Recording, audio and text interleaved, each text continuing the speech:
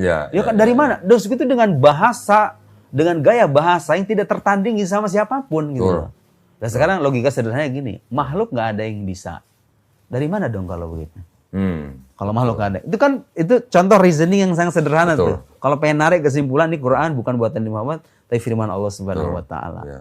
Satu lagi, Ustaz, bahwa yang disebut dengan nama Nabi Muhammad SAW ini adalah sudah mendapat julukan bahkan dari orang-orang yang bukan Islam sekalipun sebagai orang yang Al-Amin. As-Sadiqul Amin. Betul kan? Jadi kalau kita benar-benar kalau kita ingin mendustakan tuh harus ada presidennya. Betul. Pernah bohong apa enggak Betul. gitu loh. Lah ini fakta sejarahnya. Terus biasanya ada yang bilang gini kok. Tapi kan gak ada data dari itu kan data dari kamu orang Islam yang bikin data begitu. Gak ada data pembandingnya dari luar Islam. Saya mau bilang begini, ini secara filosofis kita bicara filsafat ya.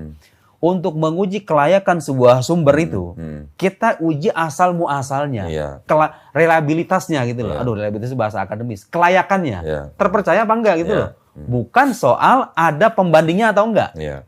Ada pembanding atau enggak itu hal lain. Tapi sumber ini nih terpercaya apa enggak gitu loh.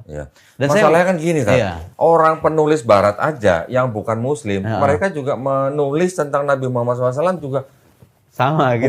Maksudnya bukan kita mau mentang-mentang karena kita Islam terus kita mau membela, bukan ya. Tulisan mereka juga apa adanya kok. Dan apa adanya juga mereka juga menerima tradisinya sumber-sumber dari Islam.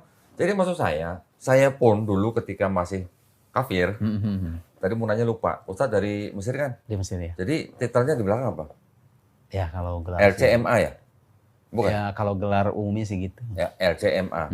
Profesor bentar lagi berarti ya? Enggak sih, enggak.